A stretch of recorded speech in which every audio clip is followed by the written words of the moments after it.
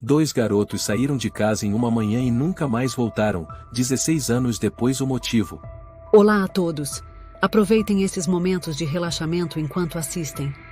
São Paulo, numa manhã de domingo, o céu parecia coberto por uma camada de cinzas geladas e espessas. O relógio marcava as 7:30 da manhã. João empurrou a porta de madeira de casa, puxou o cachecol de lã até o pescoço. O Carlos já tá lá fora, mãe? Dona Helena, sua mãe, estava despejando leite na caneca e lançou um olhar pela janela. Tá sim. Faz uns 5 minutos que ele tá ali. Chamei para entrar, mas ele não quis. João deu uma risada, enfiou o celular no bolso do casaco. Ele é igual ao meu pai, pontual até nos segundos. Leva o sanduíche que a mamãe preparou. Se pular o café da manhã, eu arranco tua pele. Tá bom, João disse, deu um beijo na bochecha da mãe e saiu correndo. Carlos estava encostado num poste, mãos nos bolsos do casaco, os olhos azuis escuros olhando para o céu nublado. Você acha que vai nevar hoje? Perguntou Carlos. Talvez. Trouxe luva. Carlos levantou as mãos nuas. Esqueci. Mas tudo bem. Eu não sou fraco. Você é o super-homem. Carlos. João riu. Os dois meninos, ambos com 15 anos, eram altos e fortes para a idade.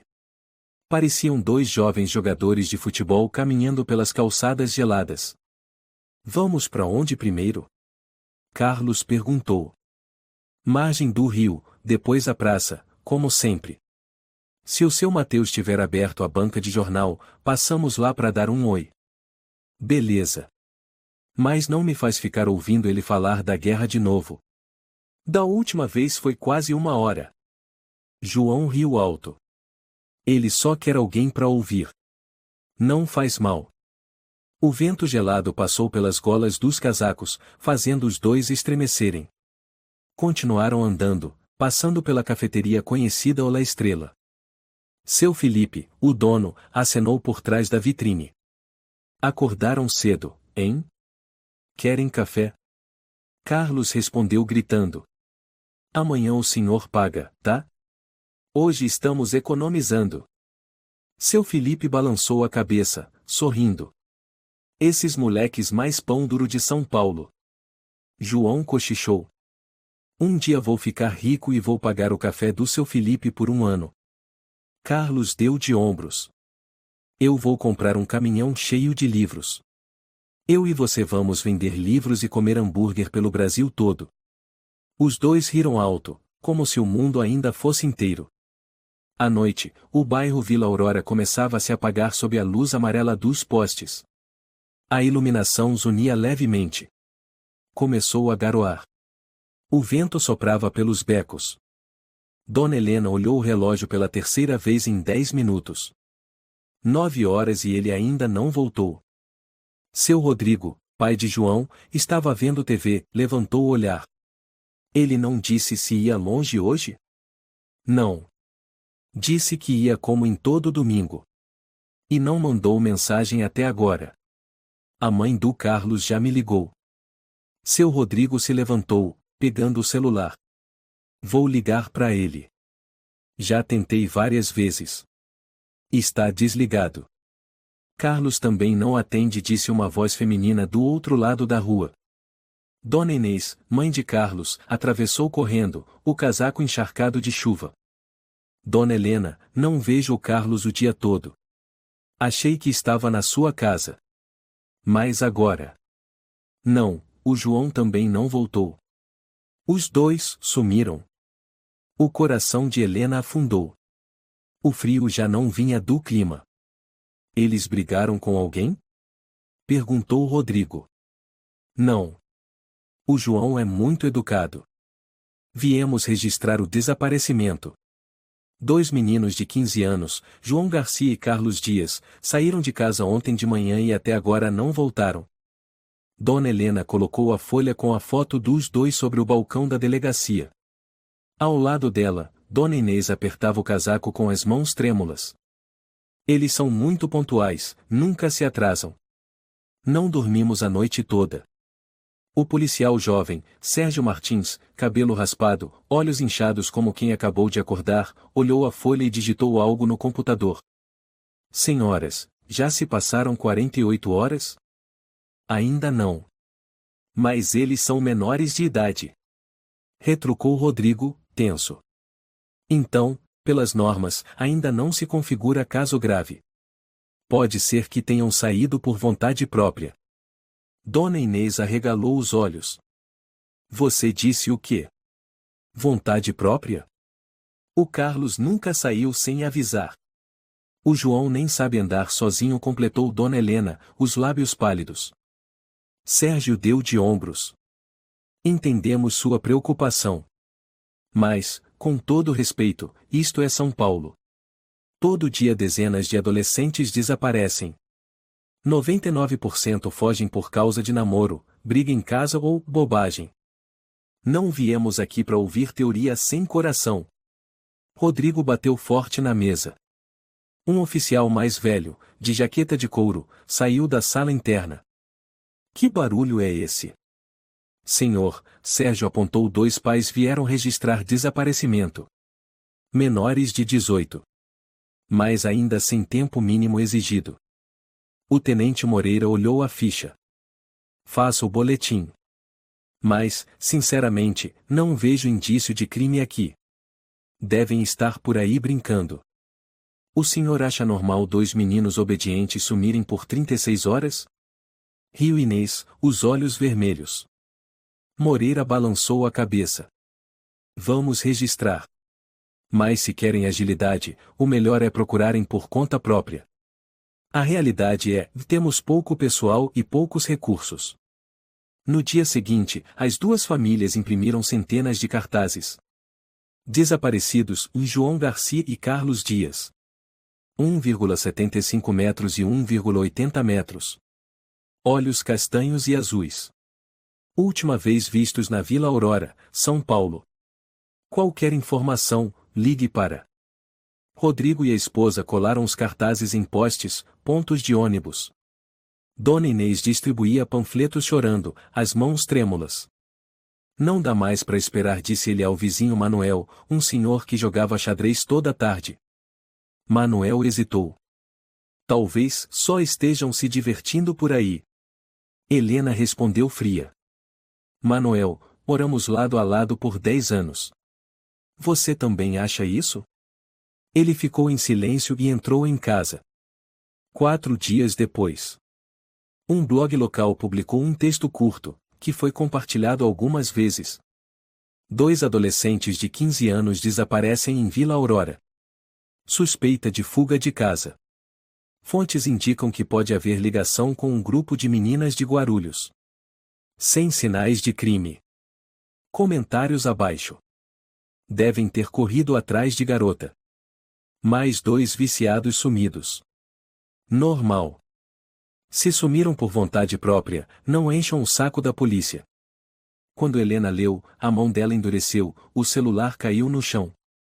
Rodrigo virou o rosto, em choque. Por que as pessoas são tão cruéis? Enquanto isso, a polícia não ligava de volta. Nenhuma pista. Nenhuma câmera. Nenhuma testemunha. Dona Inês decidiu ir de loja em loja na vizinhança, falando com cada funcionário. Com licença, viu 2 meninos como esses aqui no domingo? Um atendente de loja de celular olhou. Ah, talvez. Não tenho certeza. Quem são? Meu filho. Ah, não lembro bem. Tava corrido. Uma mulher de meia idade, Dona Maria da padaria, suspirou. Eu vi. Eles estavam falando e rindo alto. Até comentei como pareciam felizes. E depois? E depois, mais nada. Achei que tinham voltado para casa. No 10º dia. Rodrigo parou de falar. Parou de comer. Ficava horas olhando para a TV desligada. Helena o forçava a tomar sopa, colher por colher. Rodrigo, o João vai voltar. Ele vai. Ele olhava para o vazio. Eu falei com ele, Helena. Não protegi nosso filho.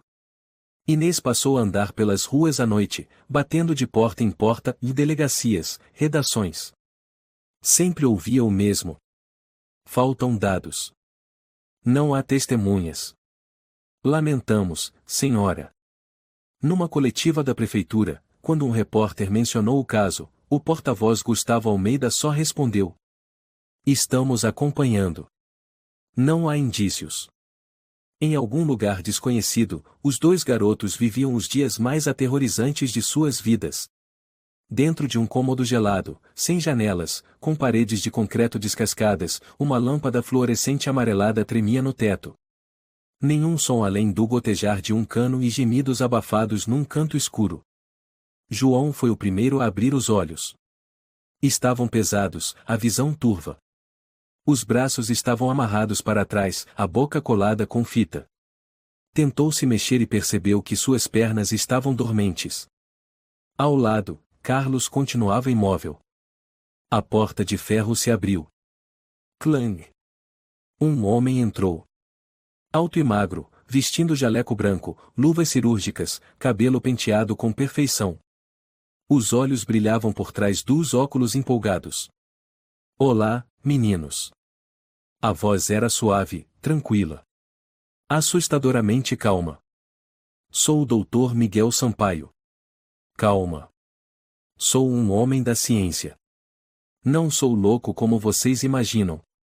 Carlos se mexeu, tentando abrir os olhos.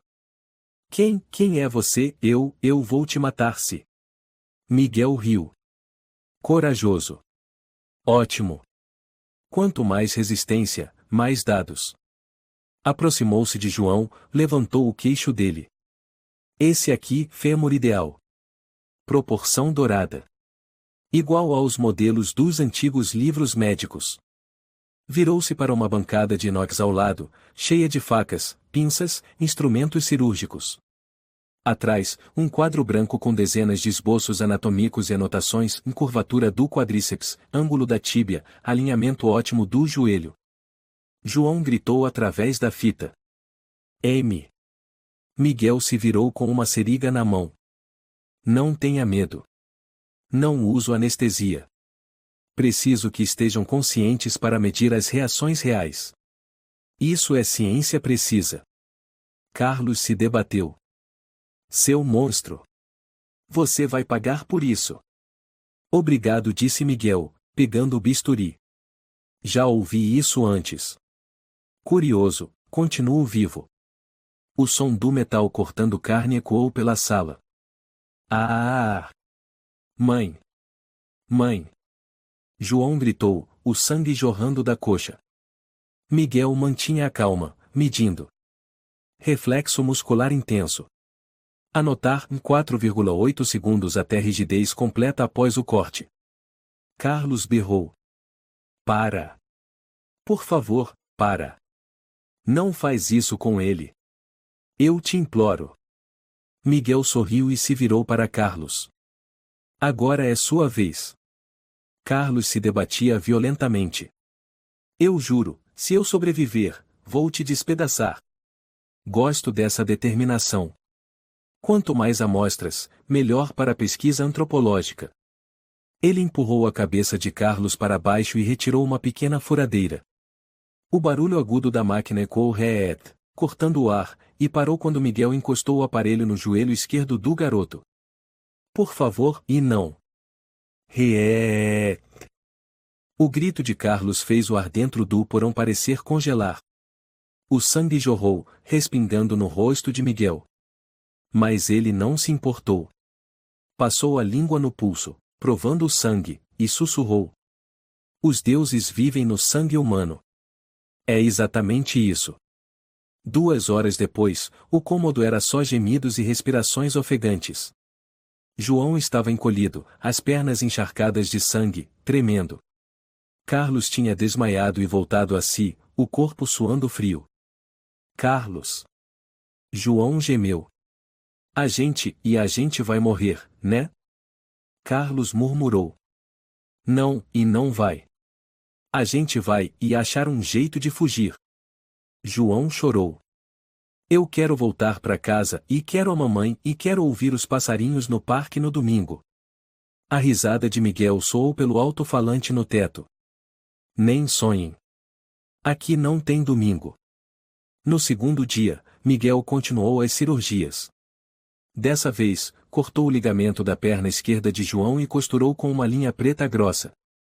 Testando o desequilíbrio do corpo com a deformação unilateral do ligamento.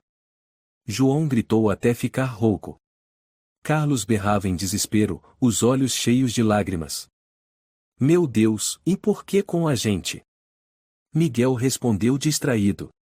Porque vocês são amostras perfeitas. Sem drogas, sem doenças, corpos quase ideais. Pena que são só 2. Carlos rosnou. Maldito. Você não vai escapar. Miguel apertou um botão e injetou sedativo no pescoço dele. Silêncio. Preciso de concentração. No terceiro dia, Miguel levou os 2 meninos até o andar de cima com uma maca velha de hospital. Amarrados, as pernas deles já estavam apodrecendo, o cheiro de sangue e necrose era sufocante. Uma mulher apareceu na porta, vestindo um uniforme antigo de enfermeira. Clara. Baixa, cabelo encaracolado. Senhor Miguel, e isso já passou dos limites. Miguel virou-se. Você veio limpar ou pregar sermão? Eles são só crianças. Eles são espécimes perfeitos. Se não quiser descer com eles pro laboratório, cale a boca. Clara baixou a cabeça, apertando com força o cabo do esfregão. Naquela noite, Miguel levou os 2 até um caminhão velho e os jogou na carroceria como lixo. Chega.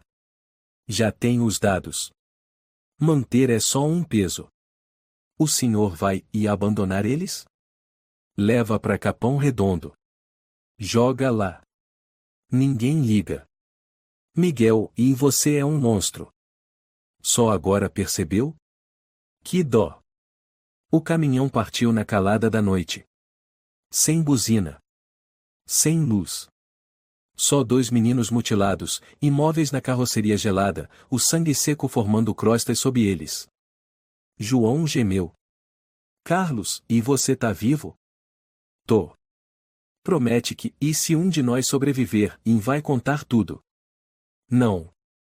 A gente, vai sobreviver juntos. João, e não dorme. Não dorme. O caminhão parou numa encruzilhada de Capão Redondo, um bairro pobre, cercado de lixo, ratos correndo pelos becos.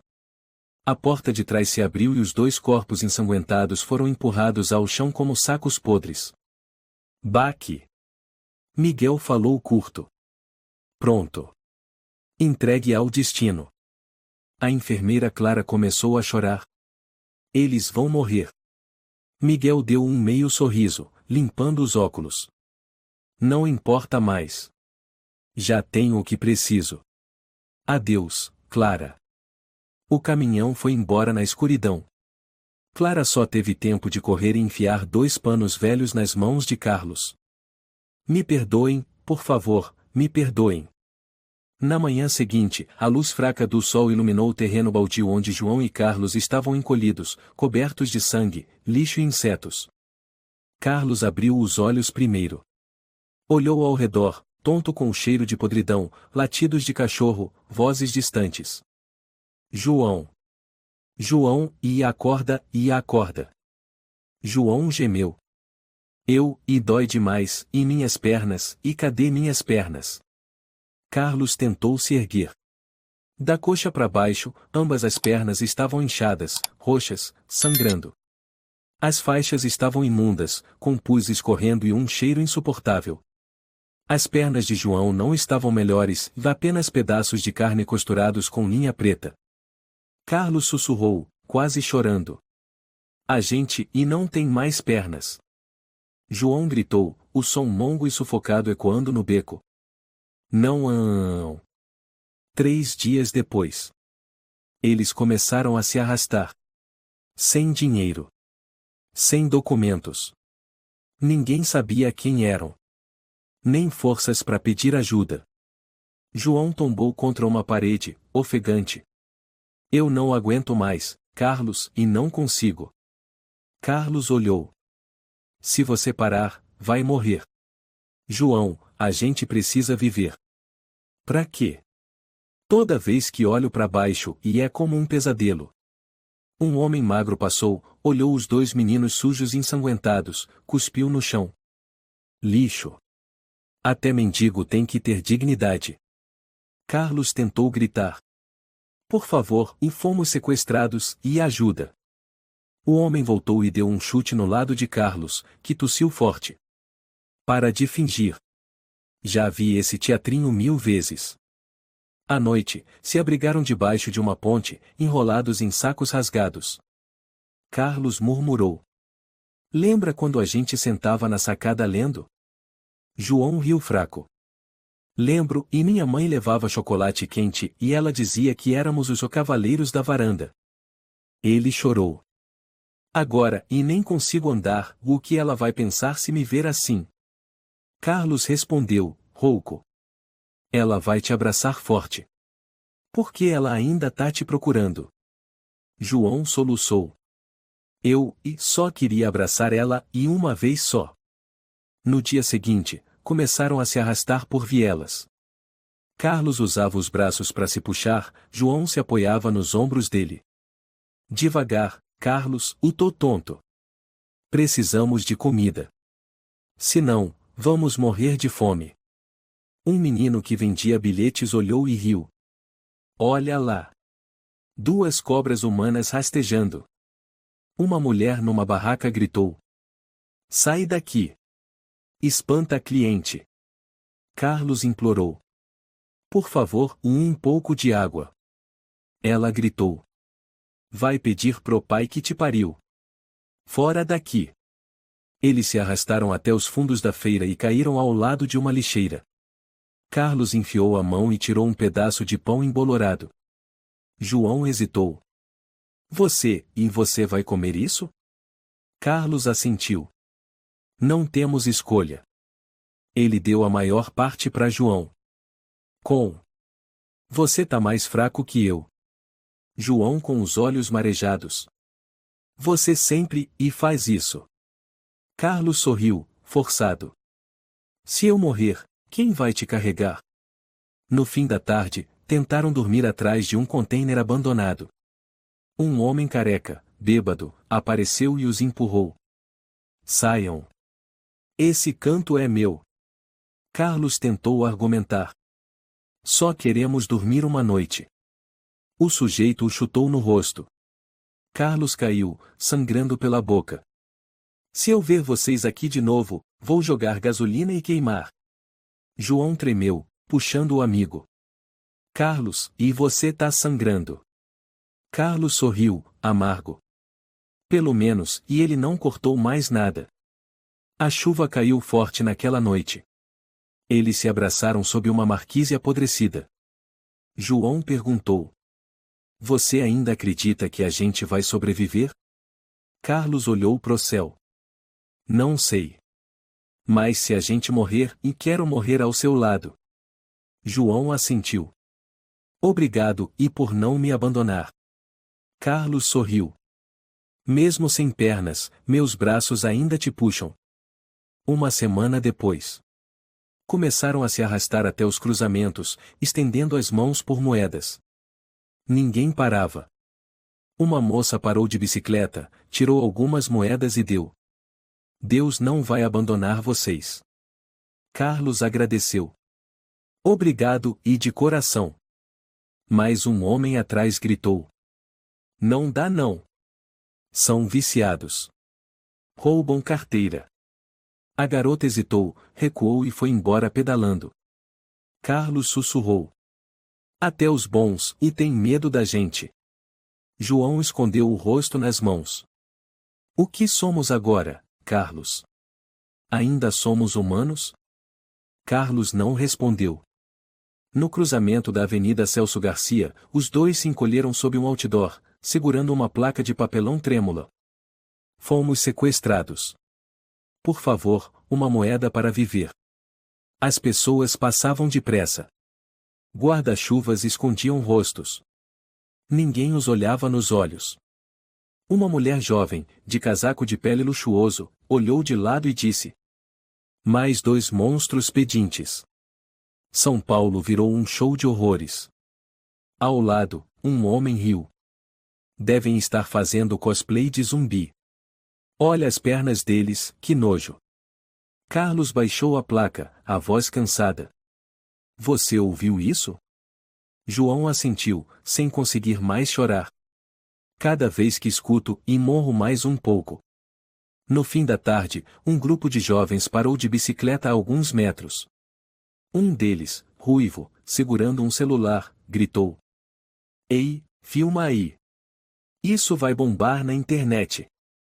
Ele se aproximou, apontando o celular direto no rosto de Carlos. Ei, aleijado! Conta uma história de terror aí! Como foi que perdeu as pernas, hein? Não correu a tempo? Carlos tentou se afastar, mas não conseguiu. Outro garoto deu um chute forte na caixinha de pão que estava diante de João, fazendo-a voar para a rua. E, olha lá! O almoço deles foi embora. O grupo caiu na gargalhada. Carlos gritou: Chega! Sumam daqui! Um deles respondeu: Olha só, o aleijado tá bravo. Que medo! Eles foram embora rindo, gritando: Tchauzinho, irmãos zumbis. João pegou a caixinha, as mãos tremendo. Eles riem quando a gente tá morrendo de fome. Carlos segurou a mão dele. A gente não pode cair. Não agora. Eles se arrastaram até uma antiga estação de metrô e se abrigaram ao pé da escada. Um homem gordo se aproximou, visivelmente bêbado, com cheiro forte de álcool. Esse lugar é meu. Vaza. Disse ele. Carlos falou com calma. Só queremos passar a noite. De manhã vamos embora. Eu falei vaza. Ele deu um chute no rosto de Carlos, com toda a força. Carlos caiu, o sangue escorrendo do nariz. João gritou: Não. Por favor, não. O homem lançou um olhar ameaçador. Se eu ver vocês aqui amanhã, jogo gasolina. Vão morrer queimados. Ele saiu cambaleando. Carlos se levantou com esforço, o sangue pingando do queixo. A gente e ainda tá vivo? João o abraçou, com os olhos cheios de lágrimas. Me desculpa por não conseguir te proteger. Carlos sussurrou. Eu não preciso de proteção, só preciso que você esteja aqui. Na manhã seguinte, João começou a ter febre. Seu corpo estava quente, os olhos turvos. Carlos entrou em pânico. João! Acorda! Você tá com febre. João murmurou. Minhas mãos estão frias, mas por dentro parece que tô pegando fogo. Carlos olhou em volta. Preciso te levar pro hospital. Com toda a força que lhe restava, Carlos carregou João nas costas, arrastando-se metro por metro até o hospital mais próximo, o Hospital Municipal do Tatuapé. O segurança o parou na entrada. Ei! O que você tá fazendo aqui? Carlos implorou. Por favor, meu amigo tá com febre alta, fomos sequestrados, nós. O segurança o interrompeu. Você tem cartão do SUS? Carlos congelou. A gente não tem nada. Então vá embora. Aqui não é casa de caridade. Disse o segurança, virando as costas. Um médico idoso passou por eles, olhou João desmaiado nas costas de Carlos, balançou a cabeça e acelerou o passo. Carlos gritou. Por favor. Ele tá morrendo. Ninguém parou. Ninguém respondeu. Uma enfermeira jovem se aproximou, o nome é Beatriz no crachá. Ela falou baixinho. Vou ser punida se ajudar vocês. Mas vão até a igreja Santa Maria. Tem um grupo de caridade lá, eles podem ajudar. Carlos, com a voz embargada. Obrigado, de verdade. Naquela noite, João ainda tinha febre e estava encolhido num beco estreito. Carlos vigiava, os olhos arregalados de medo que João não acordasse. Lembra, quando a gente brincava de eu cruzar o oceano? Carlos perguntou. João sorriu fraco. Lembro, a gente usava travesseiro como barco e a mão era o remo. Carlos apertou a mão do amigo. Eu não vou deixar você morrer. Mesmo que o mundo inteiro vire as costas, eu tô aqui. João fechou os olhos lentamente. Eu acredito em você. De manhã cedo, um homem mais velho, que recolhia papelão, passou por ali. Parou ao ver os dois garotos, sujos e mutilados, encolhidos. Ele se chamava Luiz, tinha cerca de 60 anos e vestia um casaco desbotado. De onde vocês vieram, meninos? Perguntou ele. Carlos abriu os olhos. Eu sou Carlos. Esse é o João. Cortaram nossas pernas, nos jogaram na rua. O senhor Luiz ficou em silêncio. Seu rosto se contorceu de dor. Pegou uma marmita fria no carrinho e a entregou a eles. Comam. Eu ia guardar pro almoço, mas vocês precisam mais. Carlos quase chorou. Obrigado, o senhor é o primeiro que não chama a gente de monstro. Luiz se sentou ao lado deles. Eu perdi meu filho num acidente. Se ele estivesse vivo, teria a idade de vocês. Ele limpou os olhos. Não posso ajudar muito, mas vou voltar. Eu prometo. João assentiu, fraco. Obrigado, senhor. Naquela tarde, o grupo de jovens voltou. Dessa vez, estavam com armas de bolinha de plástico. E aí, zumbi? Toma bala. Pof. Pof. As bolinhas acertaram o peito de Carlos. João tentou protegê-lo. Saiam daqui. Eles riram ainda mais. Um deles gritou. Aleijado sabe gritar, hein? De repente, uma voz velha se impôs. Deixem os meninos em paz. Era o senhor Luiz, com um pedaço de pau na mão. Os garotos pararam. Um deles respondeu. Quem é você? Quer morrer, velho? Covardes. Atacar crianças aleijadas. Vocês não têm vergonha? Uma senhora de uma barraca correu até ali. Já chamei a polícia. Os agressores fugiram. Luiz se sentou, tremendo. Carlos gritou. Por que o senhor ajudou a gente? Vai se meter em problemas. Luiz sorriu. Porque eu sou humano. Só por isso. Anoiteceu em São Paulo. Em um parque abandonado atrás da Estação da Luz, os dois garotos se deitaram colados sob uma marquise apodrecida, enrolados em lonas velhas que Luiz havia trazido na semana anterior. O vento cortava pelas frestas. Cada rajada era como lâminas na pele. Carlos tremia. João, você tá acordado? João assentiu, com voz fraca. Não consigo dormir, meu coração tá disparado. Carlos puxou a lona até o pescoço dos dois. Amanhã cedo, vou entregar panfletos. Seu Luiz disse que tem uma vaga perto do cinema. João sussurrou. A gente ainda tá vivo, né? Carlos sorriu triste. Enquanto doer, a gente tá vivo. João ficou em silêncio um momento, depois perguntou. Você ainda lembra do cheiro do amaciante da sua mãe? Carlos assentiu. Lembro. Era cheiro de laranja doce, o mesmo do meu pijama. Agora só sinto o cheiro de sangue e lixo. Vai chegar outro dia. Um dia diferente. De manhã cedo, os dois rastejaram até fora do parque. Carlos levava uma sacola com panfletos que um amigo do Luiz havia impresso de graça. Em frente ao Cine Belas Artes, eles escolheram um canto discreto para não serem expulsos. Carlos começou a distribuir panfletos. Bom dia, aqui estão as promoções de filmes do mês. Um homem jovem pegou o panfleto e o jogou imediatamente no lixo. Um aleijado sabe ler, é.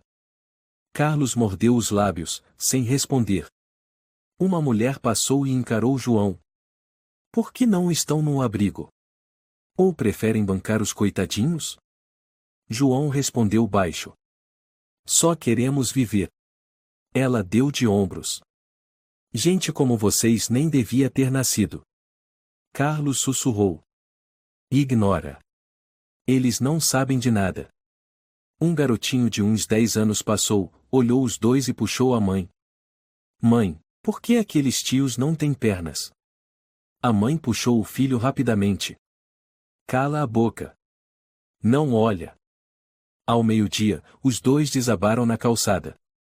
Ninguém havia aceitado um único panfleto. O frio rachava os lábios de Carlos, que sangravam. Um rapaz de moletom escuro se aproximou. Olhou para os lados, abaixou-se e roubou a sacola com os panfletos e as poucas moedas que tinham guardado do dia anterior. Carlos gritou. Não. Devolve. É o nosso trabalho. O rapaz deu um chute no ombro de Carlos, jogando-o no chão. Cala a boca, lixo. E foi embora. João começou a chorar. Por que a gente? O que a gente fez de errado? Carlos ficou em silêncio, os olhos vazios. Não tem motivo. Tem gente que nasce só para ser pisada. João desabou.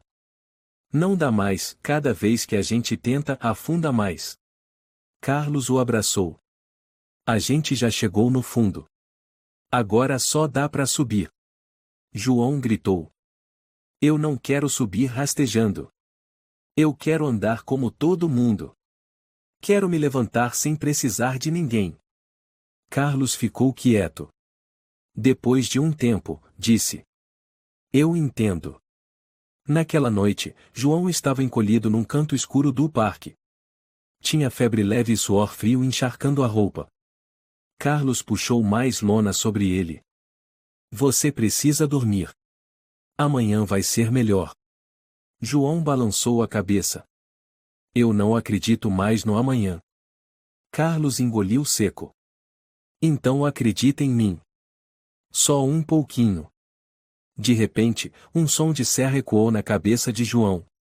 Ele se sentou de sobressalto, os olhos arregalados, gritando. Não! Não corta minha perna! Para com a serra! Carlos o abraçou com força. João! Sou eu! Não tem ninguém aqui! Calma! João gemia. A serra, o som da serra ainda ressoa na minha cabeça toda noite. Carlos acariciou suas costas. A gente não tá mais lá. Você tá seguro agora. Mas João continuava a tremer. No dia seguinte, foram até a feira do Brás com a esperança de vender alguns doces que uma vizinha do seu Luiz havia doado. Carlos estendeu o corpo. Moça, compra uns docinhos. A mulher franziu a testa. Quem deixou vocês venderem aqui? Só precisamos de umas moedas para comprar mingau pro meu amigo. Saiam. Aqui eu pago R$ 30 por dia. Não sou caridade. Um senhor que vendia perto se aproximou. Deixa eles ficarem, Teresa. Não tão incomodando ninguém. Teresa gritou.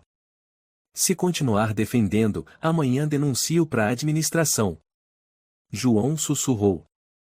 Tô tonto. Carlos o segurou, mantendo o equilíbrio. A gente vai sair. Não precisa dizer mais nada.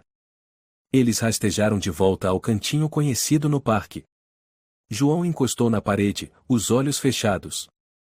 Carlos tirou o lenço e limpou o rosto do amigo. João murmurou.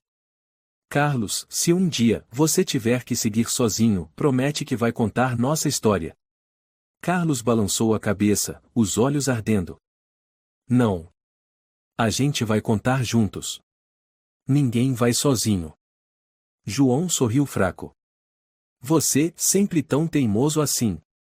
Naquela noite, a chuva caiu forte. O vento soprou com violência, levando embora a lona que os cobria. João e Carlos se abraçaram, encharcados, como duas sombras sem nome, sem identidade, esquecidas pelo mundo. João sussurrou. Você acha que nossos pais ainda lembram do nosso rosto? Carlos não respondeu. Ele não tinha certeza. Só sabia que, nos olhos deles agora, não havia mais luz, apenas cinzas e o som de uma serra que nunca parava de ecoar. São Paulo, inverno de 2021. Dentro de um pequeno apartamento no bairro Jardins, uma mulher de meia-idade permanecia imóvel diante de uma janela. Seus cabelos já estavam salpicados de branco, e os olhos fundos denunciavam anos de insônia. O nome dela era Clara Martins. Durante os últimos 16 anos, ela viveu como um fantasma carregando um segredo grande demais para suportar. Sobre a mesa, um maço de papéis com carimbo hospitalar, prontuários médicos, exames de raio-x, amostras de DNA e, por fim, uma foto de dois meninos sem pernas, com o olhar apagado, encolhidos em um canto do parque. Com as mãos trêmulas, Clara pegou a caneta e escreveu a primeira linha da denúncia. O nome dele é Miguel Sampaio. Cirurgião plástico. Ele sequestrou, mutilou e abandonou crianças como se fossem lixo. Eu sou testemunha. Não posso mais me calar. Ela enxugou as lágrimas, colocou a carta no envelope e a enviou diretamente para a Unidade de Crimes Especiais de Polícia Nacional. Uma semana depois, na sede da Polícia de São Paulo, o tenente Henrique Valença deixou o dossiê sobre a mesa, franzindo a testa. Tem certeza disso, Ramiro? Um bilhete anônimo de uma suposta enfermeira e você quer reabrir esse caso?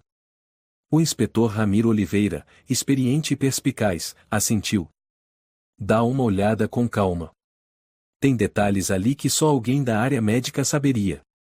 E mais importante, os nomes das duas vítimas. João Garcia e Carlos Dias. Valença arregalou os olhos. Aqueles dois que desapareceram em 2005? Esse caso já foi arquivado, não? Ramiro tragou o cigarro. Porque ninguém quis revirar isso. Mas eu nunca esqueci o olhar daquela mãe. Nunca. Uma força-tarefa foi montada. Investigaram discretamente o hospital onde Miguel trabalhou, vasculharam clínicas de estética ligadas a ele. Numa noite de fevereiro, invadiram a mansão luxuosa de Miguel nos arredores de Campinas. Miguel estava tomando vinho e lendo jornal. Quando o vidro explodiu, ele mal teve tempo de reagir. Você está preso sob suspeita de crimes contra menores de idade, sequestro, tortura e violação dos direitos humanos, declarou Ramiro, algemando-o. Miguel sorriu. Chegaram tarde demais. Nem a ciência precisa mais de mim. Ramiro lhe deu um tapa estrondoso. Não me deixe esquecer o que você é. No porão da mansão, a polícia encontrou um laboratório subterrâneo intacto, de mesas de cirurgia, arquivos, desenhos, fotos patológicas, gravações de experimentos. Na parede, um quadro com dois nomes em destaque, Carlos e João. Ramiro murmurou. Meu Deus! Valença folheou os documentos. Um dos dossiês estava intitulado Experimento número 27 e estrutura óssea de adolescentes do sexo masculino. Incluía fotos dos dois garotos amarrados, gritando, com as pernas cobertas de sangue. Um policial jovem vomitou no local. Ramiro apertou os punhos. Deixamos esses demônios em pele humana livres por tempo demais. Na tarde seguinte, a notícia se espalhou pelo Brasil. Polícia prende médico Miguel Sampaio, principal suspeito pelo sequestro de dois adolescentes em 2005. Equipe especial descobre laboratório secreto, provas visuais e materiais relacionados a dezenas de vítimas infantis. O caso de João Garcia e Carlos Dias, que chocou a Vila Aurora, é reaberto oficialmente. No antigo apartamento de Dona Helena Garcia, a televisão transmitia tudo com clareza. Ela caiu de joelhos no chão, a boca aberta em silêncio. O copo d'água estilhaçou ao lado. Seu marido, Rodrigo, correu da sala. O que aconteceu? Helena apontou para a tela. Ali estava a foto antiga de João, ao lado de uma nova imagem, um jovem magro, sem pernas, com o olhar de quem já morreu por dentro. Rodrigo ficou paralisado. João, é o nosso filho, é o nosso menino. Helena gritou em desespero. Por quê? Por que nós não o encontramos? 16 anos. Rodrigo a abraçou, chorando também. A gente não acreditou no próprio coração. Na casa de Dona Inês, mãe de Carlos, a dor foi ainda maior. Ela ficou estática diante da TV, depois caiu. Não chorou. Não falou. Seu marido, Estevão, tentou segurá-la. Inês. Inês. Ela continuava olhando para o vazio. Os olhos sem vida. Como se a alma tivesse sido rasgada. Então, um soluço surdo saiu de sua garganta, como o estalo de um instrumento quebrado. Carlos, meu filho, meu Deus, você viveu assim. Ela desabou em prantos, batendo no peito, no chão, em tudo que havia por perto. Monstros! Como puderam deixar meu filho assim? Meu Deus! Nas redes sociais, internautas compartilharam as fotos dos meninos com hashtags como hashtag Carlos e João, hashtag 16 anos de silêncio, hashtag Justiça Agora. Muitos choraram. Mas já era tarde demais. Num pequeno parque da Vila Aurora, um repórter encontrou dois homens em situação de rua, sem pernas, comendo pão seco sob uma árvore. Qual o nome de vocês? Perguntou. Carlos não respondeu. Apenas olhou para João. João sussurrou. Carlos Dias. Eu sou João Garcia. O repórter ficou em choque. Vocês são as vítimas do caso de... Carlos interrompeu. Não somos vítimas.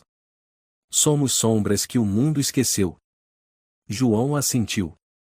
E agora não temos mais nada a perder. Na delegacia de São Paulo, a sala de interrogatório ecoava com o som ritmado da caneta batendo na mesa. Miguel Sampaio estava sentado, algemado, olhar vazio. O inspetor Ramiro colocou um grosso dossiê sobre a mesa. Sabe o que é isso? Miguel olhou. Vivi tempo demais para precisar reler o que fiz.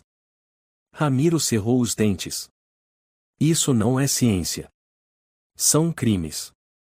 O que você chamou de pesquisa destruiu vidas. Miguel suspirou. Somos ferramentas da evolução. Quem não entende isso, nunca será grandioso. Ramiro bateu na mesa. Você vai morrer na cadeia. Mas antes disso, vai ver os dois garotos que você achou que matou se levantarem. E andarem.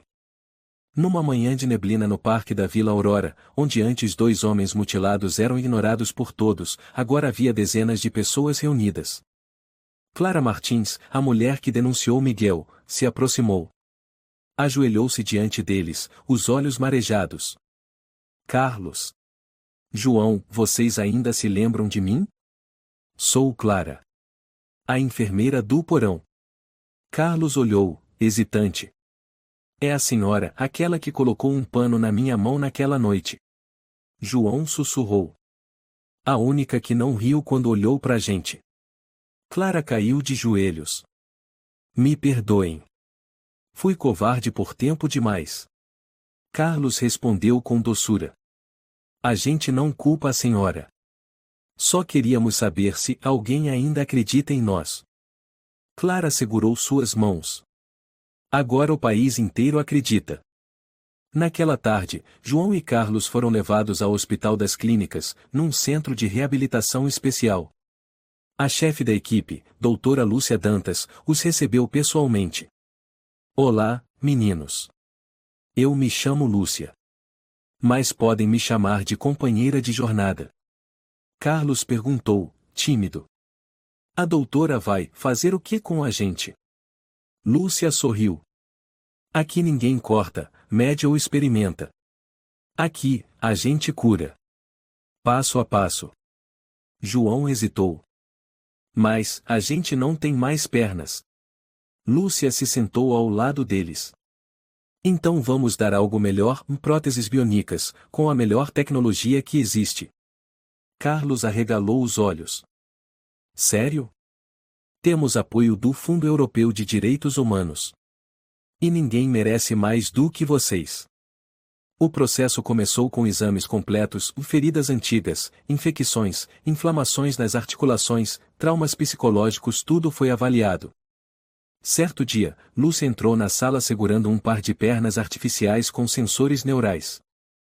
Estão prontos? João engoliu em seco. E se a gente não conseguir andar? Lúcia segurou sua mão. A gente recomeça. Quantas vezes for preciso. Carlos riu. Parece até montar Lego. Lúcia sorriu. Sim, mas estamos reconstruindo uma vida. A primeira tentativa de se levantar. Silêncio total. Carlos sentado na cama, olhando para as pernas biônicas brilhando sob a luz. João ao lado, tremendo. Lúcia orientou. Concentre-se no joelho. Sinta o sinal vindo do cérebro. Carlos se esforçou. Um pé se moveu. Depois o outro. Muito bem. Agora, tente levantar. Carlos reuniu força. As pernas tremeram e ele se ergueu. João exclamou. Carlos! Você está de pé. Carlos riu, lágrimas nos olhos. João! Eu estou de pé. Lúcia chorou também. Você não só se levantou. Você deu o primeiro passo de uma nova vida. No dia seguinte, foi a vez de João. Ele olhou para as próteses, inseguro. E se eu cair? Carlos, de muletas, respondeu. Eu te levanto. Como sempre fiz. João sorriu. Teimoso como sempre. Carlos estendeu a mão. Sempre. João segurou, tremendo. 1, 2, 3. Ele se levantou. A luz atravessou a janela e iluminou seu rosto, um rosto antes esquecido, agora radiante como o de uma criança que reencontrou a si mesma. João chorou. Mamãe, eu estou de pé. 2 semanas depois, começaram a treinar caminhada no pátio do hospital. Eles caíam. Sentiam dor. Mas riam. Lúcia observava de longe, os olhos marejados. Não existe nada mais bonito do que 2 almas que sabem que ainda estão vivas. Numa tarde, seu Luiz apareceu no portão do hospital. Carlos sorriu e gritou. Seu Luiz! O senhor idoso entrou segurando um saco de pães. Trouxe os doces que vocês gostam. João riu alto. O senhor ainda lembra do nosso gosto? A memória tá velha, mas o coração continua jovem e ele brincou. Carlos o convidou a sentar. Nunca agradeci o suficiente. Se não fosse o senhor, talvez a gente tivesse morrido mesmo. Seu Luiz deu um tapinha nas costas deles. Vocês 2 são a prova viva daquilo que a sociedade tentou enterrar. Agora, vivam. Mas nunca se calem de novo. Uma semana depois, eles receberam um convite especial. O Fórum Internacional de Direitos Humanos convida Carlos Dias e João Garcia como palestrantes de honra. Lúcia leu a carta, a voz trêmula. Estão prontos? Carlos apertou os lábios. A gente tá com medo. João completou. Muito medo. Lúcia assentiu. Ótimo. Quem não sente medo, não entendeu a dor.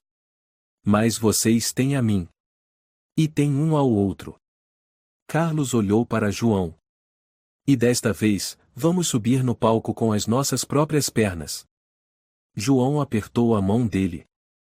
O mundo inteiro vai ter que ouvir. O auditório do Fórum Internacional em São Paulo estava lotado. No palco, 2 microfones aguardavam. Na plateia, jornalistas, especialistas em direitos humanos, estudantes e representantes de organizações internacionais. O apresentador subiu ao palco. Sua voz ecoou pelo sistema de som. Senhoras e senhores, hoje não vamos apenas ouvir uma palestra. Vamos testemunhar 2 seres humanos que emergiram das trevas com a força mais poderosa de todas, a força da sobrevivência e da humanidade. Recebam Carlos Dias e João Garcia. Aplausos estrondosos. João e Carlos entraram, cada passo firme sustentado pelas próteses. Por alguns segundos, o auditório ficou em silêncio absoluto, emocionado. Carlos começou. Não temos orgulho ao contar essa história. Mas se nos calarmos, mais crianças morrerão em silêncio. João continuou. 16 anos atrás, perdemos as pernas. Mas o pior foi perder nossa voz. Ninguém acreditou. Ninguém ouviu. Carlos segurou a mão de João. Hoje, estamos aqui não para pedir piedade. Estamos aqui para lembrar ao mundo que o silêncio é cumplicidade. O aplauso durou quase 1 minuto inteiro. Uma semana depois, as imagens e o vídeo do discurso se espalharam pelas redes sociais. Os grandes jornais noticiaram. Adolescentes transformados em cobaias se tornam símbolo de resistência. Carlos e João, não temos pernas, mas aprendemos a ficar de pé com a alma. A revista O País os colocou na capa, com a manchete: As vozes que não puderam ser caladas. Uma grande editora entrou em contato com Lúcia Dantas. Queremos publicar um livro sobre a história deles. Mas não no formato de reportagem seca. Queremos que cada página respire como se fosse contada por eles. Lúcia passou o recado para Carlos e João. Carlos coçou a cabeça. Nunca escrevi nada sério. João riu. Mas você conta história como se fosse escritor. Carlos pensou. Se formos escrever, vamos contar tudo. O sangue, o som da serra, o desespero. João assentiu. E também a esperança. Eles começaram a escrever cada lembrança, cada noite fria, cada frase sufocada no coração. Lúcia ajudou na edição. Seu Luiz lia capítulo por capítulo, chorando sem perceber. Esse livro devia ser ensinado nas escolas. 2 meses depois, o livro foi lançado no auditório da Biblioteca Mário de Andrade. A multidão foi tanta que precisaram transmitir ao vivo na praça do lado de fora. Título do livro: Perdemos as pernas, mas aprendemos a ficar de pé com a alma. Durante a sessão de autógrafos, uma menina de 10 anos se aproximou segurando o livro com força. Meu nome é Marina. Li a parte em que o tio Carlos carrega o tio João para procurar mingau e chorei muito. Carlos se agachou, sorrindo. Sabe, Marina, em momentos como aquele, a gente não precisava de pernas. A gente precisava um do outro. Marina olhou para cima. Eu quero ser médica. Fazer pernas como as de vocês. João a abraçou.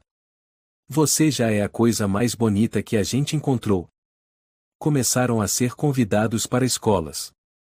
Cada vez que apareciam, os alunos se levantavam e aplaudiam.